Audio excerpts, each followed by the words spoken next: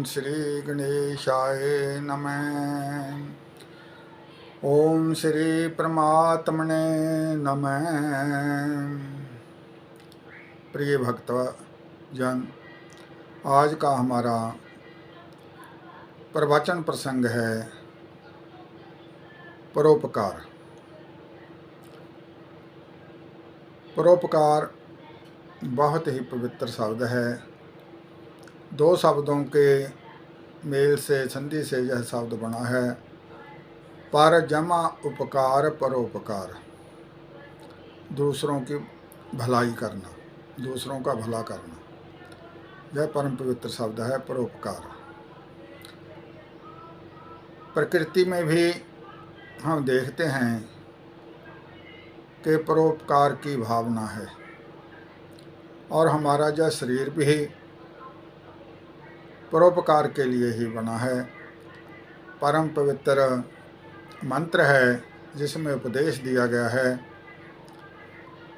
सायामन्यस्य कुर्वन्ति स्वयं तिष्ठति चापते फलन्ति हि प्रार्थे च सत्यमेते महाद्रुमा परोपकाराय वहन्ति नद्या परोपकाराय दुहन्ति गावः परोपकाराय फलन्ति वृक्षा परोपकाराय शरीरमेतत्। प्रिय भक्तजन, जो महान वृक्ष हैं, जो भी वृक्ष हैं, हर वृक्ष, बड़े बड़े वृक्ष भी जैसे आम हैं, बट है, पीपल है, चाहे छोटा वृक्ष है जिसके नीचे कोई प्राणी विश्राम कर सकता है। सायम अन्यस्य कुर्वन्ति, दूसरों के लिए यह वृक्ष छाया प्रदान करते हैं। स्वयं तिष्ठते चापते, स्वयं धूप में खड़े रहते हैं। भाव अर्थ यह कि स्वयं दुख सह कर दूसरों के लिए ठंडी सुख की छाया देते हैं। फलन्ति हि प्रार्थे च सत्यमेते महाद्रुमा, यह महान वृक्ष सचमुच ही दूसरों के लिए फल देते हैं। आम लगते हैं, दूसरे प्राणी खाते हैं। सेब लगते हैं, दूसरे प्राणी खाते हैं। अंगूर दाखें आदि लगती हैं, दूसरे प्राणी खाते हैं। बेर खाते हैं तो जीव खाते हैं, वृक्ष देते हैं। इसलिए परोपकाराय वहन्ति नदियान, परोपकाराय वहन्ति नद्यः, परोपकार के लिए ही नदियाँ जैसे गंगा, जमुना, सरस्वती, ब्रह्मपुत्र, सतलुज, चनाब, सब जो नदियां हैं, दरिया हैं, परोपकार के लिए ही चल रहे हैं, बह रहे हैं, ताकि जीव जंतु जल पी सकें, खेती के लिए पानी मिल सके, प्राणी इसमें शीतल जल में स्नान कर सकें। परोपकाराय वहन्ति नद्यः, सब नदियां परोपकार के लिए ही बह रही हैं। परोपकाराय दुहन्ति गावः, गौ माताएं हम सब के लिए दूध देती हैं, परोपकार के लिए ही दूध देती हैं। गावों में अग्रतः संतो, गावों में संतो पृष्ठतः, गावों में उभयो संतो, गवां मध्य वसाम्यहम्। गौ माताओं जैसा तो उपकार कौन कर सकता है। हमारा भारतवर्ष कृषि प्रधान देश, जिसमें गाय के बछड़ों से ही खेती होती थी, और गाँव के बछड़ों से ही हल्ट, कुएं आदि चलाए जाते थे, और गाँव के बछड़ों से ही बैलगाड़ियाँ चलती थी। खेती के सब काम गांव के बछड़ों से होती हैं थी, और हमारे भारत के सपूत गौ माता का दूध पीकर सूरवीर बलवान होते थे। इसलिए परोपकाराय दुहंति गावै, परोपकार के लिए ही गौ माताएं दूध देती हैं। परोपकाराय फलंति वृक्षा, परोपकार के लिए ही वृक्षों पर फल लगते हैं। परोपकाराय शरीरमे तत्, शरीरों में तत्, यह जो शरीर है भगवान ने यह शरीर भी, यह मनुष्य की काया भी, जीवन भी परोपकार के लिए ही बनाया है। इसलिए कहा गया है तरवर फरई न आपको, नदी न अंचवई नीर, परमार्थ के कारण संतन धरो शरीर। तरुवर फरे न आपको, वृक्षों पर अपने लिए फल नहीं लगते, परोपकार दूसरों के लिए फल लगते हैं।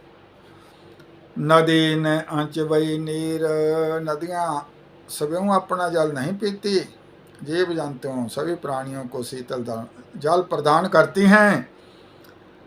परमार्थ के कारण संतन धरो शरीर, परोपकार के लिए ही सज्जन पुरुषों ने, गुड सिटीजन ने, देशवासियों ने, भक्तों ने, संत महात्माओं ने, सज्जनों ने, संत जनों ने यह मानव शरीर धारण किया है, मानव जोनि प्राप्त की है। इसी पवित्र भावना से ओत प्रोत, इसी पवित्र भावना से भरा हुआ गोस्वामी तुलसीदास जी का की चौपाई है। श्री रामचरितमानस में बहुत सुंदर उपदेश दिया गया है। मंगल भवन अमंगल हारी, जय सिया राम जय जय सिया राम, द्रवस दशरथ अजर बिहारी, जय सिया राम जय जय सिया राम। परहित सरिस धर्म नहीं भाई, जय सिया राम जय जय सिया राम, पर पीड़ा सम नहीं अधमाई, जय सिया राम जय जय सिया राम। गोस्वामी तुलसीदास जी श्री रामचरितमानस में लिखते हैं, उपदेश देते हैं, परहित सरस धर्म नहीं भाई।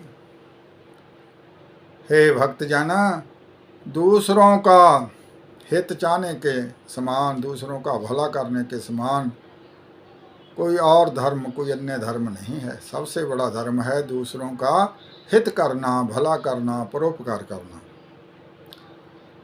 पर पीड़ा सम नहीं अधमाई, हे भक्तजन, दूसरों को दुख देने के समान कोई बड़ा पाप नहीं है, कोई बड़ी नीचता नहीं है। परोपकार करना सबसे बड़ा धर्म है, और दूसरों को दुख देना सबसे बड़ा पाप है, सबसे बड़ी अधमता है, सबसे बड़ी नीचता है। इसलिए सब जीवों का परोपकार करो, सब जीवों का हित करो, किसी भी प्राणी को दुख मत दो, किसी को मत सताओ। इसलिए ऐसी परोपकार की भावना, यदि हम विद्या पढ़ते हैं, गुरु से ज्ञान प्राप्त करते हैं, भगवान के दिए हुए विवेक ज्ञान का सदुपयोग करते हैं, तो विद्या का उद्देश्य बहुत महान है। क्योंकि कहा गया है विद्या विचारी परोपकारी। यदि विद्या पर जीव ने, मनुष्य ने, मानव ने विचार कर लिया तो वह पवित्र हो गया और उसका मन परोपकार में लग जाएगा, परोपकारी बन जाएगा। विद्या विचारी ता परोपकारी। यदि विद्या का सही विचार कर लिया तो जीव परोपकारी बन जाता है। विद्या एक ऐसा विवेक ज्ञान है जो मन को पवित्र कर देता है। ऐसे जो परम पवित्र उपदेश हैं, ऐसे उपदेशों से ही मंगलमय भावनाएं मन में पैदा होती हैं। ओम सर्वे भवन्तु सुखिनः, सर्वे सन्तो निरामय, सर्वे भद्राणि पश्यन्तु, माँ कश्चित् दुख भाग भवेत्।